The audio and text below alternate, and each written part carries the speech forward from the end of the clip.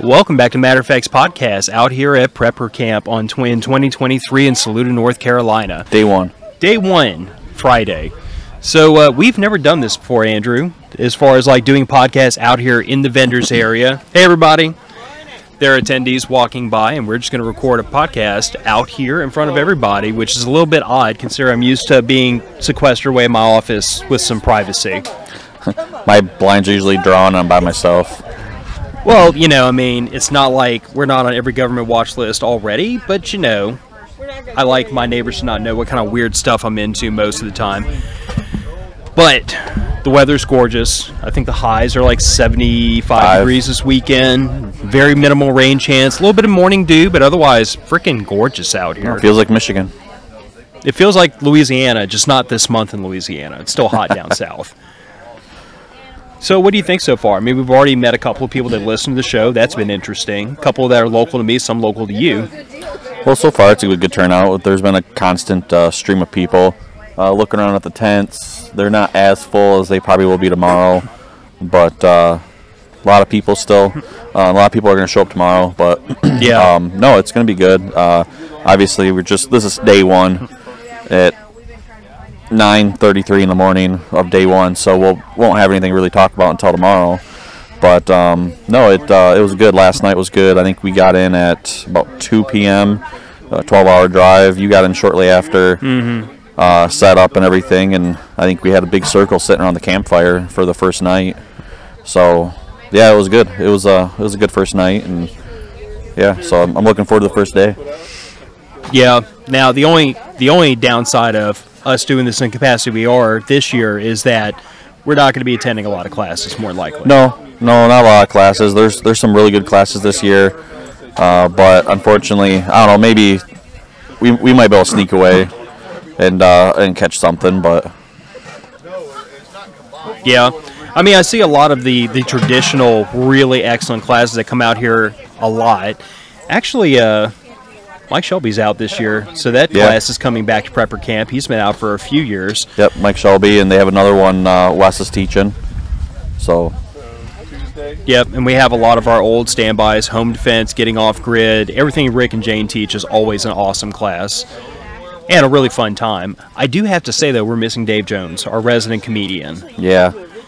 Which is a bit of a downer because Dave's hilarious, in addition to knowing more than almost anybody about, how the world's going to end when somebody cooks off a nuke. Yeah, so this is the year that's going to happen because he's not here to protect us and give us insight. Yeah, let's not speak that into existence. But no, it's going to be good. It's going to be fun. Yeah, it is. Ryan, you want to get in here? Or are you going to be a silent partner of this show? Yeah. Yep, Ryan from the... I did not plug in a third mic like I said I was going to. Here, come on in. We'll get intimate over here with Andrew. Oh, hey, am I on camera? Yes, you're on camera. Candid camera. Yeah. That's great. You did your hair, so that's good. I did. Yeah. I had to get dolled up for the show, right? Yep. So this is Ryan from the New Generation podcast on PBN. Yep. Colin's over there too, slacking like normal. So we're. I mean, he's slacking compared to you, but compared to like every other boy his age, he's actually doing okay. He's doing all right. I think he's doing all right, which is, and I got to say he's doing better than I was at his age, which is, that is something that I am proud of as a parent. Good role model.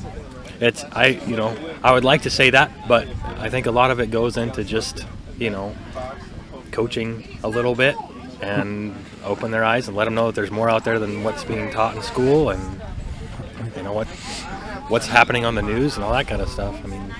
I firmly believe in raised by example, because like my daughter's 11 years old and she loves Minecraft and Roblox as much as the next kid, but it does my heart good to see that like she does pick up and learn a lot of the things that Gillian and I try to teach her about, because like you said, there is more than what she's going to learn in, God forbid, the public school system, even though she's in private school now. But the point remains, there's more out there that these kids need to be aware of and to learn, and I feel like it's things that probably our generation was taught, but then somewhere along the line they forgot. Yeah. Like how to respond to emergencies, how to deal with floods and blizzards and hurricanes and everything. And people just, they forgot you're supposed to do these things so that when hell breaks loose, you can take care of your family. Yeah. And everything has become so convenient that people aren't comfortable with being inconvenienced. And even I like to look around and see what kind of new gadgets and things are coming around, but on the other hand, I come and I see the difference between people who are interested and want to learn, and what they're putting out there, like what they're actually doing at the campsite, what they're doing with their tent setups. You got radios and hams, and like we packed ultralight to get here on a plane, but you got people who went to the nines with some of the gear that they brought, traveled hundreds, if not thousands of miles in some cases. So it's just neat to see what's happening here. And again, for the 10th year now, it's pretty amazing. Yeah, we can't forget that this is the 10th year anniversary of Prepper Camp. So it's interesting to see, and it's good to see. It's interesting to see how it's grown, and I like that it's been 10 years and it's still prevalent. Like, people are still showing up, new people are still showing up, but then you still have people that they come every year, and I don't know, it's still piquing people's interest, so that's always good. I think it's interesting that it's more relevant now, I feel like, than it was 10 years ago, because I was talking to Eric from Fortitude Ranch about this a second ago.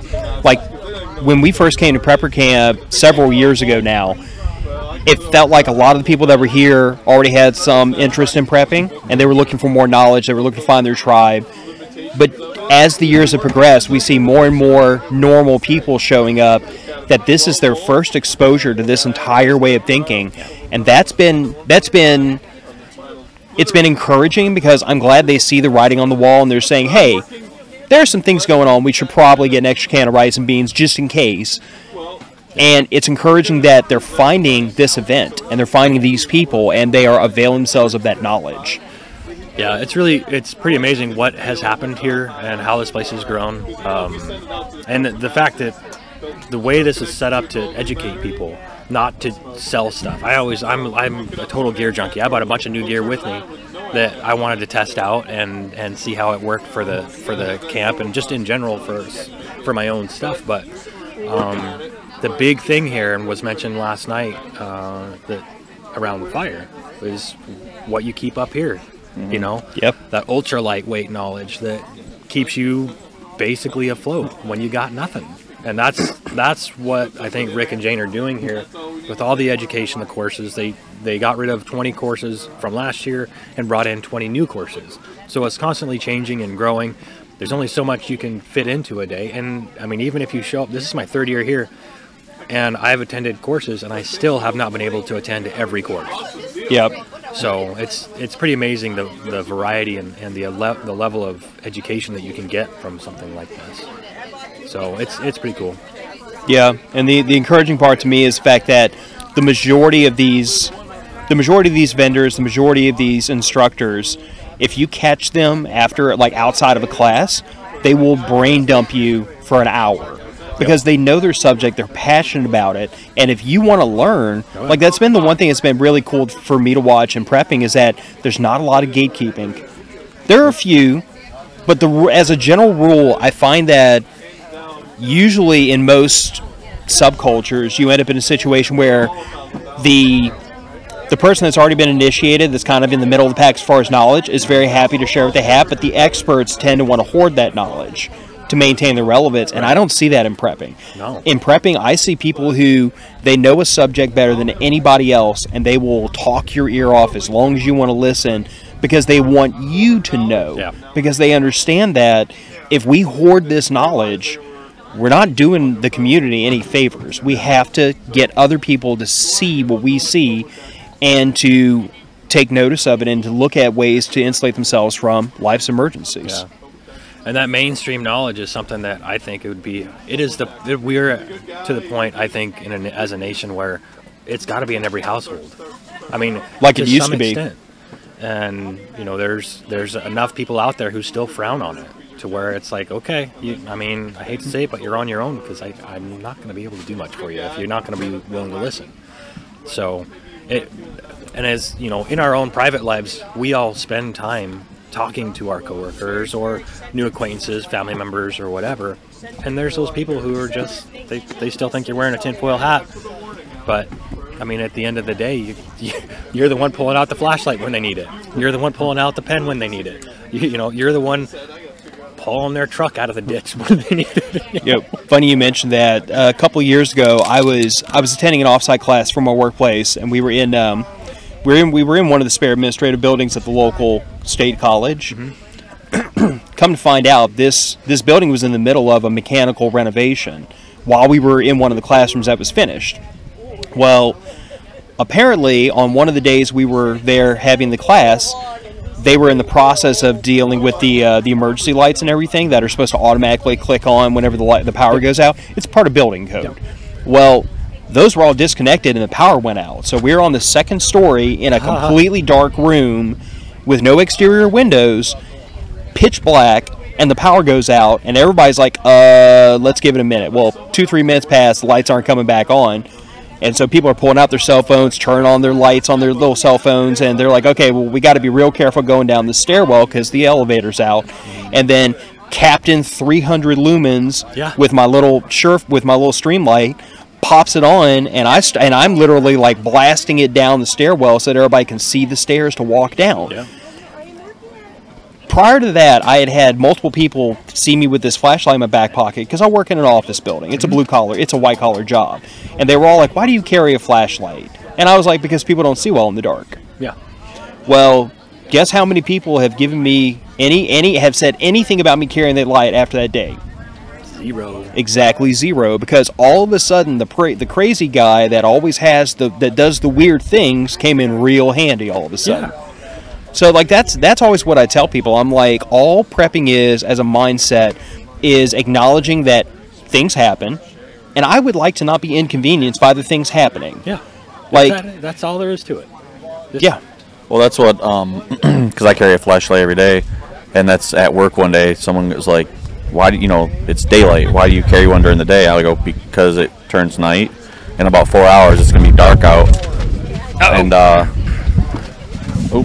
I said in about 4 hours it's going to be dark out, and I want to be able to see. So yeah, so it's good. It's good to be prepared, and it's just good to have that mindset, and I don't know, just refuse to be a victim kind of thing mentality. It's you never know what's going to happen. So, yeah, it is, but I mean, if anything, the light is probably the simplest and clearest way to define what a prepper really is someone who just provides light in a time of darkness. Yeah.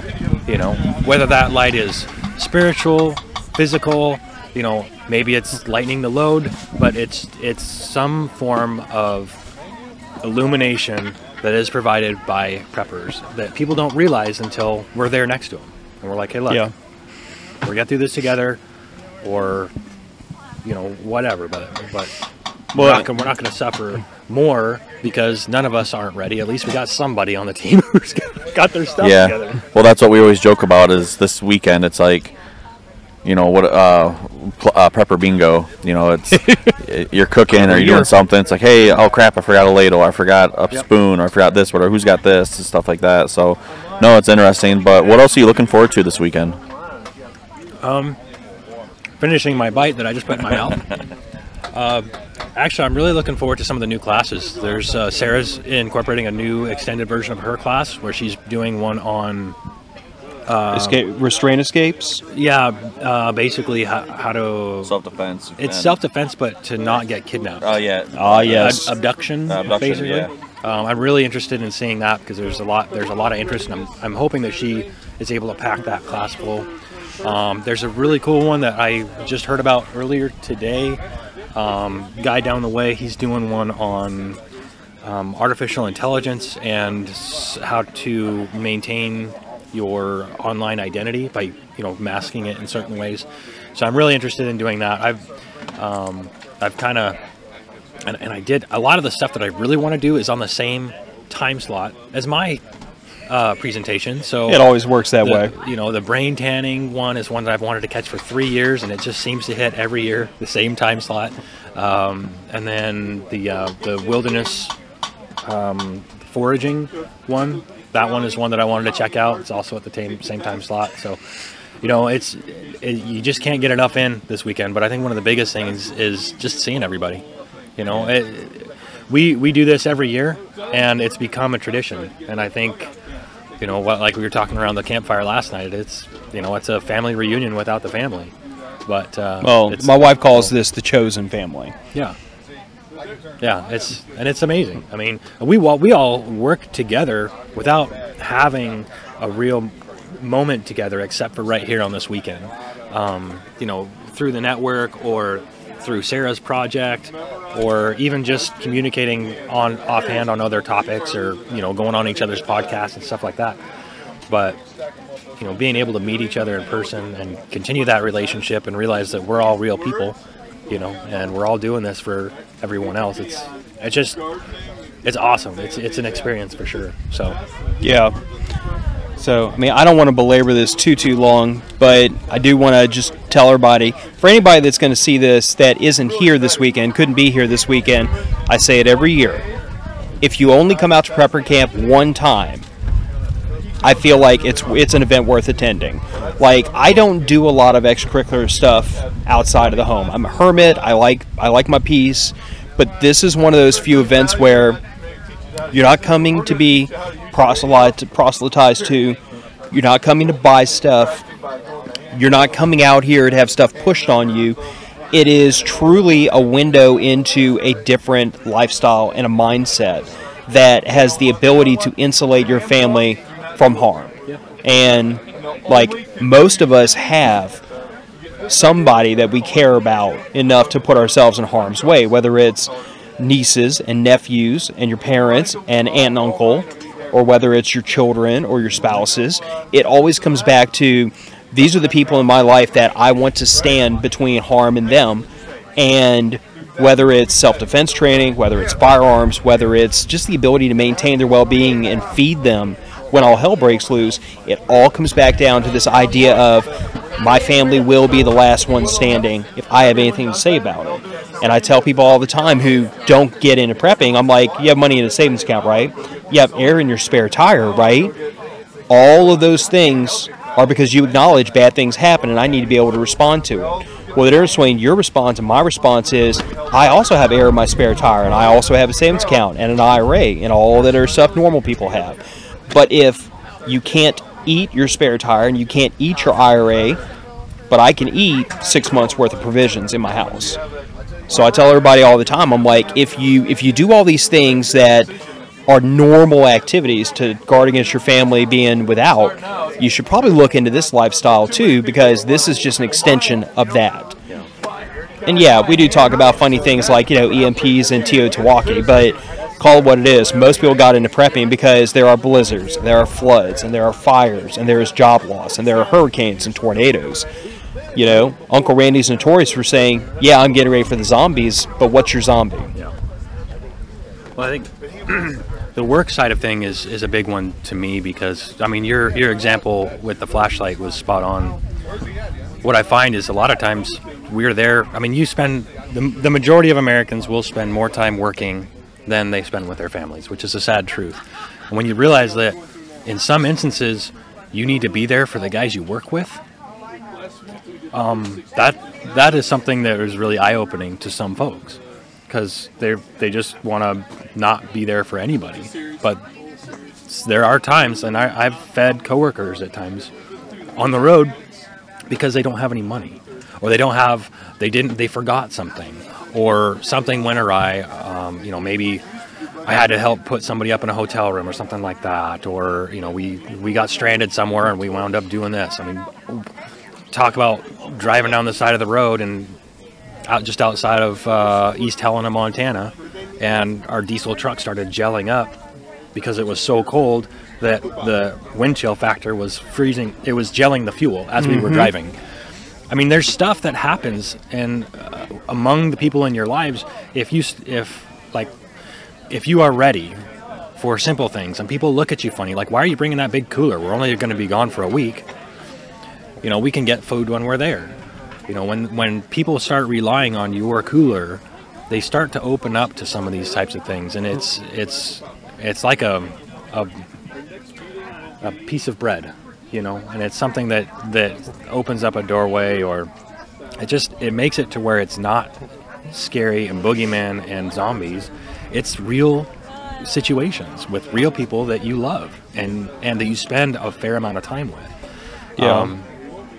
And eventually, by doing that, by giving and showing people that, hey, it can be done and there's a reason for this, more people will do it. And it lightens the load of everybody, because like just here with everybody doing stuff, the bingo thing, I might not have something to help myself out. I tried to pack what I needed, but I could only pack so much.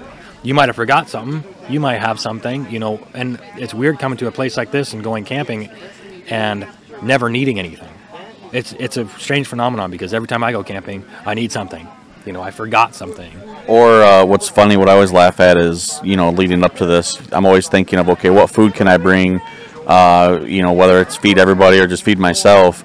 But then I go home and I'm like, every year it's, well, crap, I have all this food I still need to eat when I go home, because everybody thinks the same. So they're like, okay, well, we need provisions for, the weekend. Plus, if we have maybe, if we feed somebody else, or if something happens, like, so I brought a bunch of Mountain House and stuff like that. And so, yeah, I have way more food than I need. But I don't know, I'd rather have enough and not eat it and take it home and be like, oh crap, I guess I got a meal prep for the next 4 days and cook it up. So I don't know, it's whatever. But no, it's going to be good. I'm looking forward. I want to sit in your class, and there's a couple classes I'd like to take. Have to sneak away from the booth here, but I'll let you off the hook here and there. Yeah, I'm not a slave driver. Yeah. Wow. Well, but it's not like he's paid, so I have to cut him some slack here and there. Right. I mean, he could just throw the mic in my face and say bye. Yeah, no, I'm looking forward to the classes. I'm looking forward to seeing everybody, and it's been, I know we have a chat group that we talk to each other, and whenever I do see the chat, and I try to chime in. 300 messages later. Yeah, usually it's, but no, this is like the one time a year that we get together, catch up, and yeah, it's awesome to see everybody. Great weather, and so if you're coming to Prepper Camp, we are in, our booth is actually between Toolman Tim and PrepperNet. So look us up, find us, and say hi. Yep, and a little shout out to anybody that's hearing this that happens to be at Prepper Camp, because the plan, if the internets and Skynet cooperate with me, is as soon as we wrap here in a minute, I'm going to upload this to our podcast feed. If you happen to be one of the people who was just taking note of the QR codes we have posted here at the booth to check out the podcast, and you hear this today on Friday, and you happen to be here tomorrow, stop by the booth and say, hey, I heard your podcast yesterday. Just, for that personal gratification feedback, so that I know my master plan to spit this out at camp actually worked out well. And if you are somebody who does do that, come up to us. Maybe we have a patch or something we can give you. Yeah, there might be some swag involved. A high five. A high five. Maybe even a good game tiger. Yeah. Well, I'm teaching freeze drying for survival here at 10:15. What are you teaching? Go ahead, say it again. Oh, freeze drying for survival. So that's going to be at 10:15 every day this weekend. And I got to bail out so I can go get started. But if you're interested, come check it out. And if you want to talk about it after the fact, just let me know. Yeah, for sure. Thanks for sitting down with us. And yeah, no problem. We'll see you around. See you guys. Yeah, you too. We'll see you around. Man. Take care, Phil. So, yeah, I guess we'll go ahead and punt this one out the door. I imagine that these morning shows will be, they'll be as long as they need to be. Yeah. We're on kind of a loose recording schedule, but if you happen to hear this and you are at all you're at Prepper Camp this weekend, you're at all curious about coming on to the podcast as an attendee, as a guest, even as a vendor, I don't care. But come and sit down and talk with us, grab a microphone, and talk to the audience about what your experience is out here at camp. Talk to us about, I'm really hoping at the end of this weekend, Andrew, we can get at least a couple of just average attendees stop by, because I would love to know what their experience is from Prepper Camp. Yep. I've already asked a couple people, and I think the idea of like them being on the internet for all the public to see was like, and I get that. But if you're willing to be a little bit brave, we'll put you in witness protection, turn the camera off, and use an assumed name. We'll go to that length if we have to. Yeah. But this is the Matter of Facts podcast. We are out here at Prepper Camp on Friday. It is almost 10 a.m. local. The sun is shining. The weather is freaking gorgeous. and it is going to be another wonderful year at Prepper Camp. Our 10-year anniversary of Prepper Camp, and I just have to say, Rick and Jane Austin, y'all thought up a beautiful event, and it is turned into probably like the premier prepping event in the country. I will die on that hill. So yeah, if you're out here, stop by the booth and say hi. If you're not out here, I'm going to tell you that tickets start going on sale about Thanksgiving, and y'all really need to try to make the effort to come out. It is worth the drive. But Matter of Fact's podcast heading out the door, or out of the tent, I guess. Bye, everybody. See ya.